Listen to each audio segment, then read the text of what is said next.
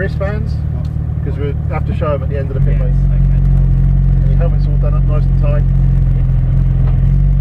Just, I don't want to stand on the brakes and find the helmet drawing you in deep. Well, excellent. So I'm Grant. Hi Grant, I'm Jordan. Hi Jordan. Not bad, you? Got a good day for doing all of this kind of thing. Yeah. Is this a full-time thing, but is this a regular thing for you, or is this you do something else? Oh, I do say I'm a lawyer in a company that makes trains. Wow, okay. This is different then. It's very different to the day job. Day job's laptop, sat there, phones, Teams meetings. Yeah. During lockdown particularly. Yes. But yeah, so not the normal day job, no. Okay. Definitely a long way from, but a lot safer than probably whatever you've been doing, but... Well, I mean, no, I'm not a service person. So You're not? No, I work for a lot of service people. Okay. With a lot of the organisations that are here today. So yeah, this has been really nice to get out and have something like this, because I mean it's been much of the same. There's a lot of Teams meetings and stuff like that. Are you ex-services at all? Or? No. Okay. It's nice to be in a space where you have so many of these conversations as a civvy. When people go, oh, so where did you serve? Where did you? As soon as I turn up, I don't. It's just a little twinkle of disappointment. Yeah, I should imagine. So yeah, that's nice. We picked up a wonderful day for going around the track today. Yeah, this is the first day I've had so far this year where it started dry. Because all the others have been damp, or even the first one was ice and snow. So right. Oh my gosh. that was interesting. But weirdly, you learn a lot in those conditions. I can imagine. But yeah, I prefer it when it's dry. You can certainly enjoy it a lot more relaxed enjoyment. Yeah. I would expect so. There's a Morgan in the gravel. Yeah, I've seen it. Yeah, on my way back round. Once we get it cleared, we go again. No worries. Yeah, just as we were on our in lap and came up to Maggotts Beckett's and you could see something go off. Right. And by the time we got there, it was a Morgan beached on the right hand side on the exit of sort of Beckett's. He'd gone off going into Maggotts, which is the. Do you know the track? No. Okay, so it's over the other side. Basically. Okay. When we go round, I'll try and go there. Right. And that's where the Morgan was. That would be helpful. So this is Hamilton Straight into the village complex, and then you got Wellington Straight down into Luffield and Brooklands and Luffield, Brooklands and Priory. Okay, so you know this track very well. Well, as I just scarily said to the guys who got out, actually this is the first day I've ever done it here. I've not driven this track. I've only done it on the sim. This is the second time I've been around today, and the first guy that I was in with said the exact same thing. So oh wow, okay. I don't find it all that scary. You know, I very much appreciate that if you've got a car like this, you probably know how to use it. So past that, I'll try. But yeah, I definitely don't want to cause any damage on it. No, but this is your own, I'm assuming. It is mine. Yeah, this is mine. Have you got a little run around, or is this what you go into the shops in? No, I do have a daily.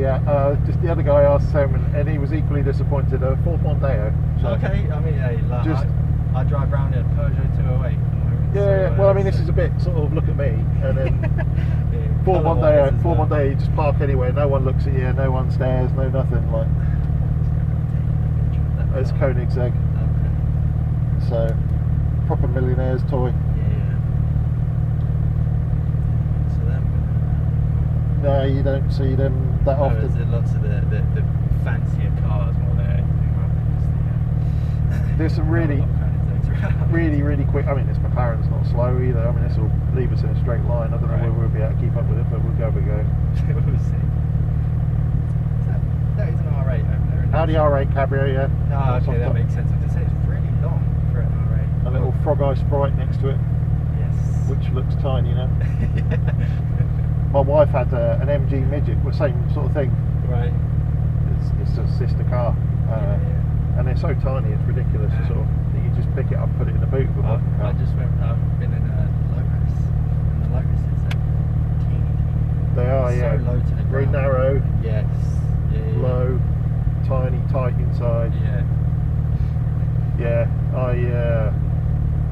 I went to a friend had one, a Lotus Elise, when they came out, an S1 back in the day, and there was no way I was getting one. They were just too. I've got a Caterham as well. Okay. I've got enough raw experience. Yeah. They're amazing. I mean, they're totally different experience to this. You know. Yeah. Much more pure and everything. You just feel everything happening. Yeah. But, different cars, different things. All these cars are all. Some of them are equal performance, but they deliver it in very different ways. Yes. You know, so the Caterhams are as quicker around the lap, but they're slower on the straights, but quicker through the corners. Because less weight, they can just dive into the corner, and there's less weight to move. Yeah, that makes sense. Something like this would be around the corner, isn't it? It's not too bad. This is still pretty much factory standard. The only thing I've just had to do is put new pads on it, so I upgraded the pads, but it's on factory standard suspension settings. Yeah. So it's not. Some of them you'll see with the wheels a lot more. This is they're pretty straight. Right. But that'll be the next thing. Because I'm burning through tyres. We actually borrowed jacks off of somebody and swapped over to Carrera GT.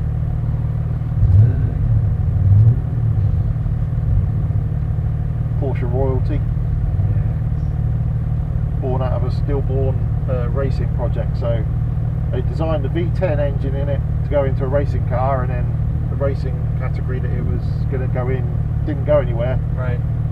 And so Porsche, being Porsche, said, well, why don't we just build a supercar? Like, right, that makes sense. Good use of it. Yeah, amazing piece of kit. It sounds just wonderful. I think I've been close to one. I've been on. You a Porsche fan? Is that the go-to? Is it? Yeah, I mean, I got my first one over 20 odd years ago, more than 20, 25 years ago. Right. And I had 911s throughout the past 20 plus years, but I've got this Cayman. I've got a Cayman R, which is there's a green one and a black one going around. The first gen sort of Caymans. Yeah. And the R was the first dabble for Porsche to sort of create something that was a bit more track. Right. Okay. As well as road. Yeah. And that's brilliant. It's got the PDK gearbox and stuff, which is wonderful. Right. And I prefer it for track to the manual, but I mean, I bought it off a mate who was using it on track, and anyway, I prefer the mid-engine layout, because this one's in the engines there, not right out over the rear. Yeah. And the 911s, having spent so long in them, this is a different. You have to use a different technique to get the best out of it. Right. Okay. So some of it you can carry over, but So what is it you do for the military guys? So I head up partnerships for we're a company called Employable. So we have effectively at the core of it, we're a tech business. We were founded by two former Royal Marines, one of which is still serving reservist, and is actually deployed at the moment. But basically we created a couple of pieces of tech that all link well together, and aim to effectively support with exactly what this is. But it's support with the transition of people coming out of the forces.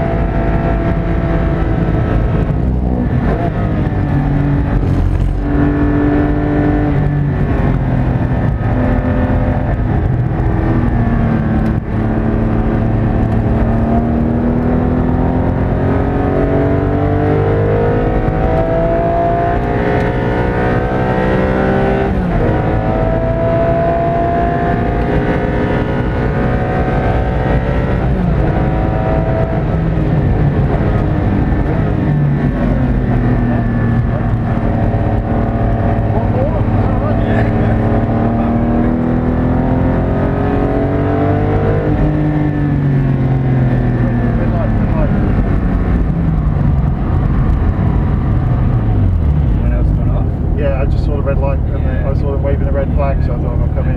A bit naughty, jumping across in front of the BM, but there you go. My question, you mentioned the sims earlier. How good are the sims at prepping you for this?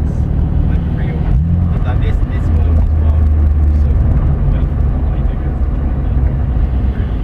So, is it mainly for learning like layout, or is it like? Yeah, layout a lot, but also you can figure out where the break points are. Yeah. It's pretty representative. You just obviously don't get all the physical simulation.